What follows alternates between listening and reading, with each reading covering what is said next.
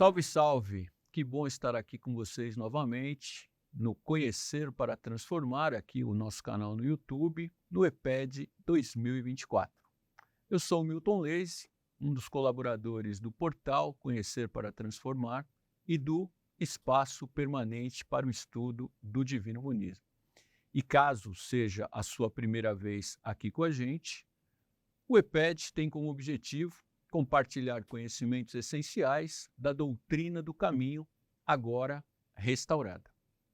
O EPED desse ano será 100% online, tendo como conteúdo base 21 livros da obra de Oswaldo Polidoro. Cada livro será apresentado por um colaborador em 4 episódios, toda quarta-feira e sábado, a partir das 18 horas, e ficarão disponíveis aqui no YouTube para você acessar quando quiser, de onde quiser. Se eu fosse você, não perderia. E compartilharia com outras pessoas, pois o conteúdo é muito bacana e de interesse de todos. Hoje trataremos do segundo episódio do livro A Caminho do Céu, de Oswaldo Polidoro. E caso você não tenha visto ainda o primeiro, é só acessar o canal, clicar no ícone do livro e do episódio que queira e curtir. Você pode baixar esse livro e toda a obra de Oswaldo Polidoro gratuitamente no portal conhecerparatransformar.com.br, assim como os audiobooks e os vídeos que você vai encontrar lá. E se quiser receber o livro em casa, sem custo, é só se inscrever no canal, seguir a gente e mandar seus dados no WhatsApp 11 911 32 0077 e a gente manda o livro para você. Mas voltando ao nosso livro, como comentamos anteriormente, hoje veremos como foi a primeira visita de Adroaldo à sua família, depois que ele desencarnou, as informações que ele recebeu a respeito de seu histórico espiritual, seus novos trabalhos e os preparativos para a sua primeira experiência em uma reunião por um espírito reencarnado. Vamos lá?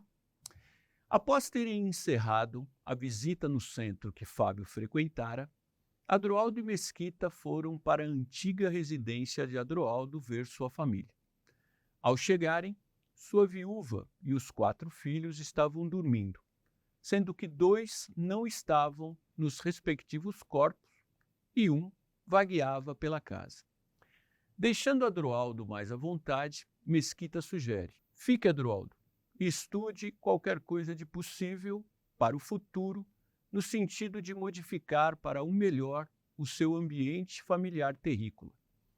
Quem tem uma família carnal tem credores de bens espirituais, num plano mais denso. Há uma lei que transcende o grau de parentesco carnal, de base moral, que é a lei de ato, pela qual devemos sempre obrigações de assistência. O sentido histórico da vida de relações, creia, é o mais importante de todos, depois do respeito que devemos aos fatores superiores da vida, que são de ordem divina. Quando falamos da família, que é a instituição mais importante que existe, não temos ideias das relações e implicações kármicas existentes entre os que a formam. Os vínculos são muitos e por motivos diversos. Fraternos uns, emocionais outros, de realizações, de ajustes ou resgates, tudo analisado e considerado quando da elaboração de um programa pré-encarnacionista. Por quê? Porque nada é por acaso. Estando agora sozinho, Adroaldo tentou contato primeiramente com o filho que estava andando pela casa, colocando-se na mesma sintonia vibracional que ele. Sempre a questão fundamental é de sintonia ou frequência vibracional. Um espírito pode estar visível ou invisível, dependendo de sua vontade e de suas condições evolutivas para isso. Mas a possibilidade existe e depende da equalização das sintonias vibracionais. Mas quando esse filho percebeu a presença do pai, assustou-se e voltou bruscamente para o corpo físico. E quem nunca tomou um susto similar enquanto dormia e acorda assustado? Claro que nem sempre é esse o motivo, mas é um fato relativamente comum. Adroaldo então decide ir até onde sua viúva dormia. No caso dela, o espírito e o corpo estavam em repouso. E aqui cabe um esclarecimento. Nosso corpo físico sempre vai necessitar de descanso para a recomposição de forças e de energias. Já o espírito, estando bem vibracionalmente, emocionalmente e moralmente, fica livre para realizar outras atividades, como trabalhos, estudos, ajudas, viagens astrais, etc. Mas também pode ficar junto ao corpo, que também é uma possibilidade. E Adroaldo relata assim o que aconteceu quando ele se aproximou da sua ex-esposa, ou da viúva. Orei e fi-la sair.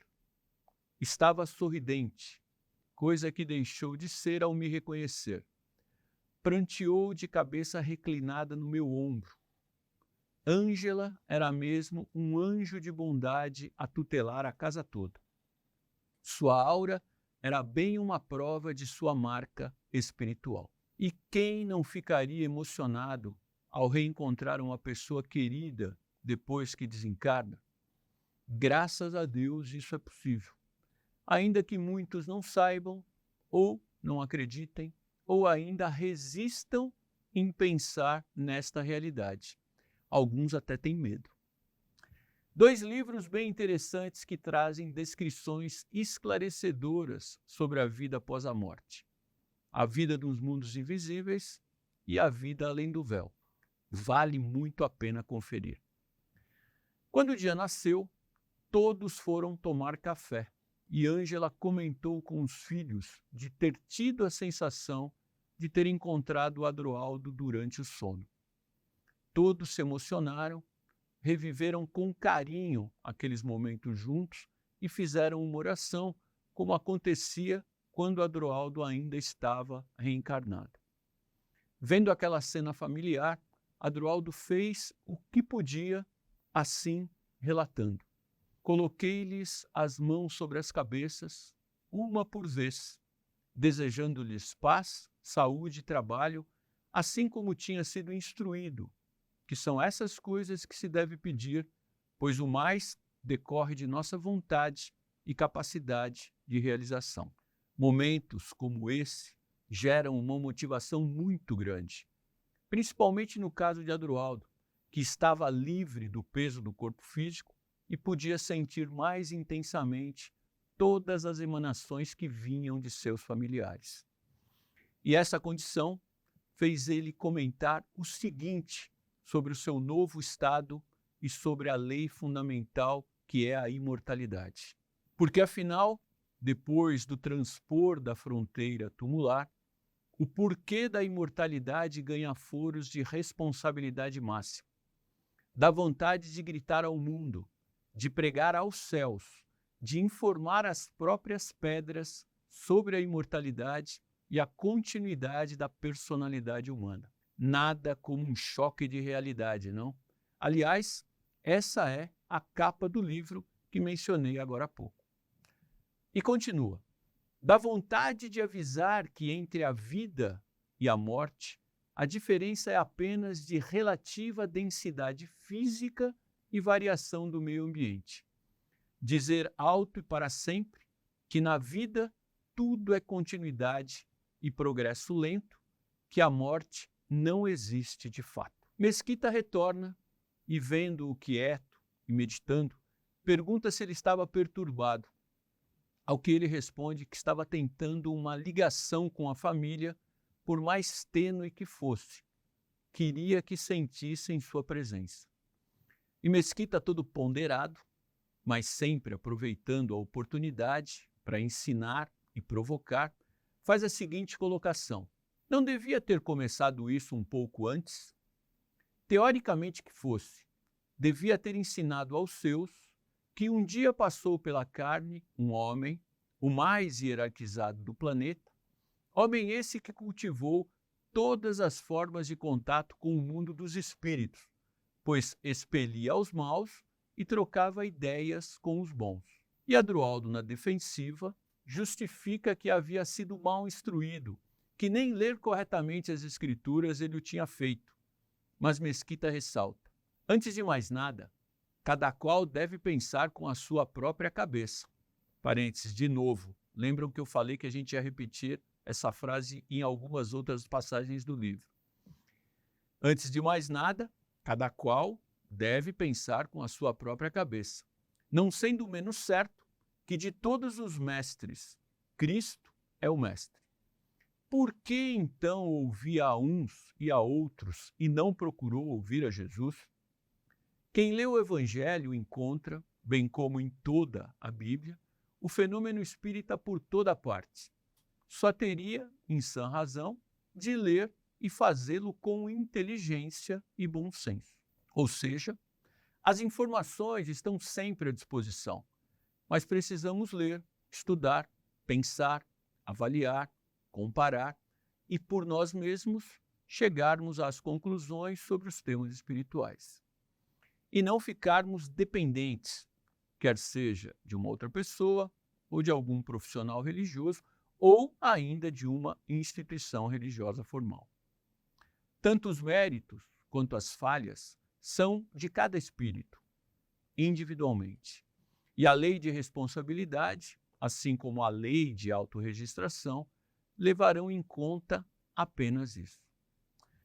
Certo tempo depois, chega um outro espírito, também com o objetivo de visitar Ângela, a viúva de Adroaldo. Seu nome era Alva. Era um espírito muito hierarquizado e amiga de séculos de Ângela. Ela se apresenta e, com muito carinho e gratidão, comenta sobre a relação das duas. Ela foi o meu anjo tutelar naquela vida, razão por que jamais esqueci. Sempre que volto ao espaço, uma vez reintegrada nos conhecimentos do passado, minha alma volta-se para ela. Procuro-a pelos canais competentes e, encontrando-a, jamais deixo de visitá-la quando possa. Essa é a razão de eu estar aqui hoje, meus senhores. Já dizia o mestre que a gratidão é a maior das virtudes. Mas vejamos alguns aspectos bem interessantes dessa passagem do livro. As relações e as ligações entre os espíritos não desaparecem. Ficam registradas no perispírito. E no caso de laços afetivos e emocionais como esse, são ainda mais profundos e para sempre. Temos aqui um exemplo maravilhoso de amizade, de amor ao próximo, de demonstração de gratidão e de que, quando se tem merecimento, podemos rever aqueles que amamos. E quem não quer ter amigos com quem possa contar nos altos planos espirituais, não é verdade? E foi a própria Alva que entregou a Adroaldo, algum tempo depois desse encontro, um relatório contendo sua história, a partir da sua entrada no plano hominal, ou seja, de quando ele sai do plano animal, do estágio evolutivo animal, e entra no reino hominal. Ele não era um espírito muito velho, não era um adamita, um advindo de capela. Assim como a grande maioria da humanidade, Adroaldo era um espírito pertencente à raça evita, aquela que fez sua evolução da emanação até o reino nominal, aqui mesmo nesse planeta. Há cerca de 500 mil anos, Jesus, que era o Cristo planetário naquela época, recebeu os exilados de Capela. Aliás, há um livro com esse mesmo título que trata de uma forma muito legal desse tema.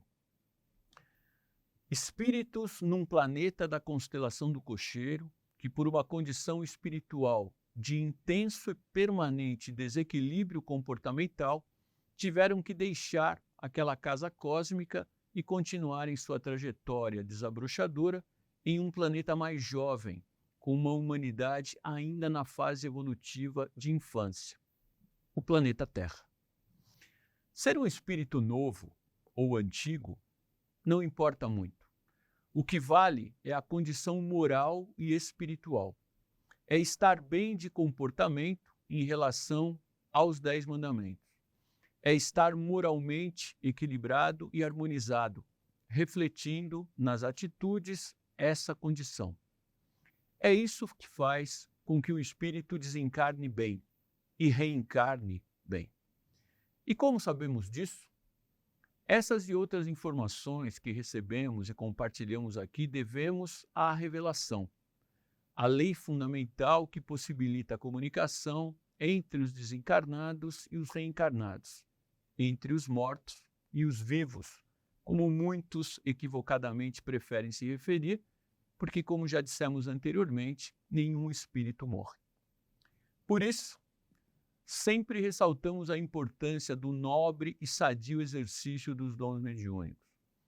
Imaginem só quanto mais poderíamos aprender sobre as coisas da vida em geral e de tudo o que se passa, tanto nos planos espirituais quanto aqui no plano material, se praticássemos mais esses dons através da revelação.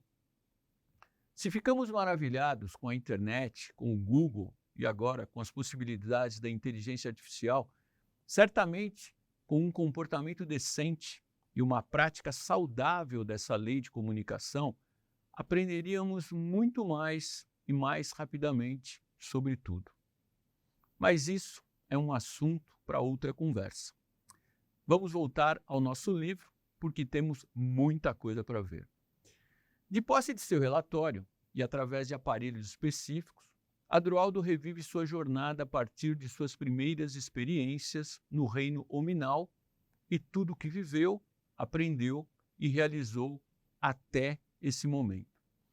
E faz uma advertência muito séria sobre o uso indevido e irresponsável que muitos fazem dos conhecimentos espirituais ou religiosos, gerando assim desequilíbrios e registros negativos que, por força de lei, por justiça íntima, serão obrigados a reparar ou reequilibrar. O conhecimento confere autoridade, mas traz muita responsabilidade. E o conhecimento sobre as coisas espirituais, muito mais ainda, tendo em vista que uma palavra mais sabida é uma responsabilidade a mais adquirida.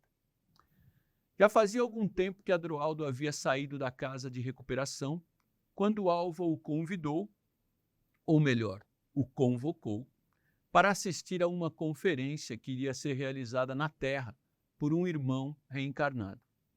E vieram para a palestra Alva, Adroaldo e Cristina, a esposa de Mesquita. Mesquita e Fábio não puderam vir por conta de trabalhos que haviam assumido junto àquele centro espírita e que precisavam receber informações e orientações visando uma elevação de entendimento, pensamento, vibração e melhora em geral de comportamento, para que assim pudessem atingir níveis mais elevados de ligações e de trabalho. A palestra aconteceria em um subúrbio distante do Rio de Janeiro, no meio de montanhas, em uma casa simples, com 8 espíritos reencarnados, mais milhares de desencarnados que viriam de vários pontos astrais, assim como outros tantos duplos de reencarnados, cujos corpos estavam em descanso no momento, como descrito assim no livro. No momento, uma aluvião, que significa grande multidão, um aluvião de criaturas deu entrada no recinto. O cômodo pequenino multiplicou-se dezenas ou centenas de vezes. Luzes diferentes banhavam o ambiente geral. E com o dar do relógio da carne às 8h30, o mais jovem de todos pediu para que todos se juntassem numa mesa, tudo simples, sem nenhum adorno. Esses são os resultados maravilhosos de uma boa reunião espiritual, com espíritos conscientes, desejosos de conhecer a verdade e praticar o bem e o bom. E quando for assim, o mundo espiritual se fará presente, dando suporte para que o melhor do trabalho aconteça e seja expandido para muitos outros locais. E o jovem começa a sua palestra falando brandamente sobre o princípio Deus, que é tudo quanto existe e por isso está na intimidade de tudo e todos, estimulando todos a buscarem a ligação com Deus na sua intimidade.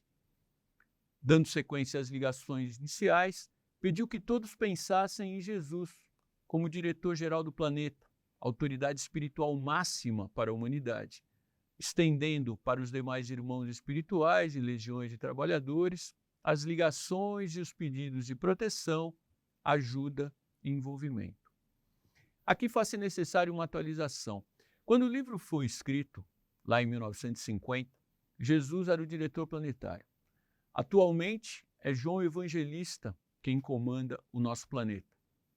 Uma prova de que tudo evolui. E Jesus, no caso, por merecimento, pelos trabalhos realizados, assumiu outras e maiores responsabilidades. Mais uma vez, é a revelação informando para que possamos saber que tudo se movimenta e passa por transformações. E antes de iniciar a palestra propriamente dita, o jovem pediu que todos orassem em silêncio, porque todos somos carentes de intensas vibrações. E o tema da palestra, que trataremos no próximo episódio, é um passeio pela história. Só isso.